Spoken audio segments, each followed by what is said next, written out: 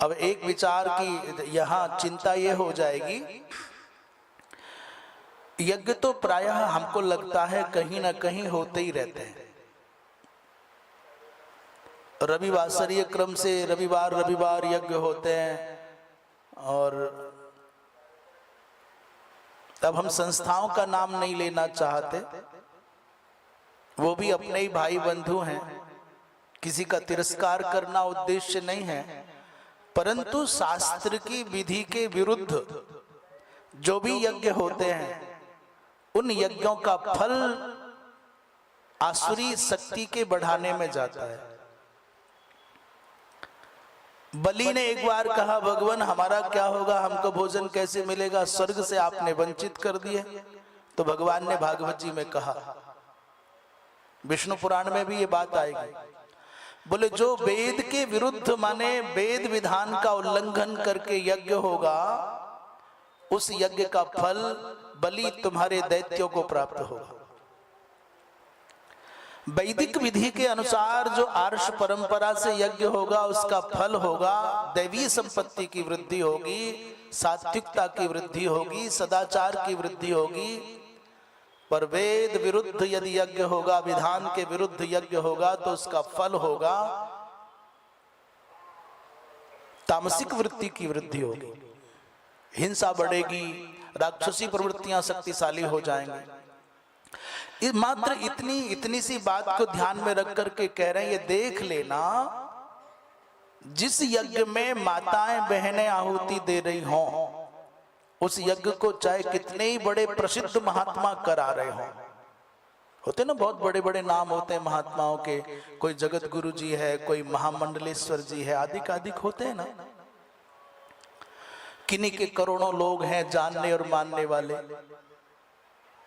आजकल बड़े होने का अर्थ बड़ा और छोटा ऐसे लगाया जाता है, जिसके पीछे बहुत सारी भीड़ है वो बहुत बड़ा माना जाता है, जिसके पास में बहुत पैसा है वो बहुत बड़ा माना जाता है, जिसके यहाँ बड़े बड़े मंत्री आदि आ जाते हैं वो बड़ा माना जाता है।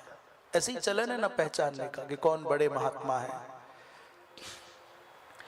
हमारा उद्देश्य किसी व्यक्ति की चर्चा करना नहीं, हम तो केवल विधि की बात कर रहे हैं। जिस यज्ञ में माताएं आहुति दे रही हैं, हम ये बात अपनी जिम्मेदारी पर ही कह रहे हैं, और अपनी जिम्मेदारी का अर्थ है कि हम वेद भगवान का स्वरूप पुराण होते हैं उसको साक्षी करके कह रहे हैं।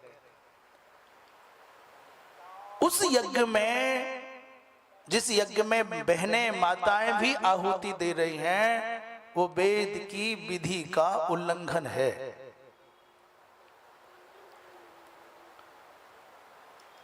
आपको आज तक की सृष्टि के इतिहास में कहीं ये ना मिलेगा कि माताएं बहनें यज्ञोपवीत पहनती थीं और माताएं बहनें आहुतियां देती थीं, यज्ञ करती थीं। हाँ, यजमान पत्नी बनकर के यज्ञ में बैठने का ये आवश्यक नियम है। बिना भार्या के पत्युर्नो यज्ञ संयोगे सूत्र ही बताता है, यज्ञ नहीं हो सकता। इसलिए भगवान राम को यज्ञ करना है तो उनको सीता जी के निर्वासन के बाद यज्ञ करना है, तो भार्या चाहिए, तो सोने की मूर्ति बनाई, बिना पत्नी के यज्ञ नहीं कर सकते। जिस यज्ञ में सिले कपड़े पहन करके पैंट भी पहने हैं, कुर्ता भी पहने हैं, पाजामा भी पहने हैं और लोग आ रहे और जा रहे हैं, समझ लेना ये दुकानदारी है, ये यज्ञ नहीं है। और यहाँ हमारी माताएं बहनें बैठी हैं, मेरी संसार में हम भी तो कहीं किसी माँ के ही पुत्र हैं, कोई तो दुनिया में हमारी बहन होगी। हाँ, माताओं को बहनों को यज्ञ में आहुति देने की चर्चा शास्त्रों में कहीं नहीं की गई। क्षमा करना, गड़बड़ी क्या हो गई, जब विधान के ऊपर व्यवहार हावी हो गया, व्यवहार प्रमुख हो गया, विधान गौण हो गया। व्यवहार कैसे? अभी यहाँ भागवत जी हो रही हैं और एक भैया अभी अभी चल करके बाहर से आए हैं, उन्होंने खड़े खड़े लघु शंका की थी, हाथ भी धोए नहीं थे, पर आगे आरती के समय तो बाबूजी हैं पर वो और थोड़े पैसे वाले हैं, आयोजन है तो उसमें सहयोग करते हैं। आइए ना भाई साहब, आइए ना भाभी जी। इस व्यक्ति ने तो व्यवहार निभाने के लिए, आपको प्रसन्न करने के लिए आरती की थाली दी, पर आपको तो पता है ना, मैंने हाथ नहीं धोए, मैं लघु शंका करके आया, मैं शुद्ध नहीं हूं, मेरा मुंह झूठा है।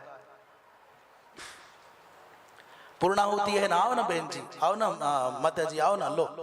तो उनको व्यवहार निभाना है, उनको तुमको प्रसन्न करना है। विधान गौण हो गया, आप खुश हो जाओगे तो कुछ दक्षिणा दे जाओगे, पर आपको तो पता है ना मेरा मुंह झूठा है, मैं कैसे कैसे लोगों से छू करके यहां तक आया हूं या आई हूं, तो वहां हाथ जोड़ देना चाहिए। नहीं भगवान, मैं मन से आरती में शामिल हूं, आप आरती करें, परंतु विधान को गौण करके व्यवहार को प्रमुखता देना, यही सनातन धर्म में सबसे बड़ी विकृति है। आज कोई नहीं पूछ रहा है, बस व्यवहार निभ जाए। तो जब भी पात्रा पात्र का विचार किए बिना, बिना यज्ञोपवीत धारण करने, यज्ञोपवीत संस्कार हुआ नहीं है, और उनको भी आओ ना, लाल कपड़े पहना दिए, पीले कपड़े पहना दिए और यज्ञ में सम्मिलित कर लिया, करो आहुति, ये व्यवहार निभा लिया, पर विधान मर गया।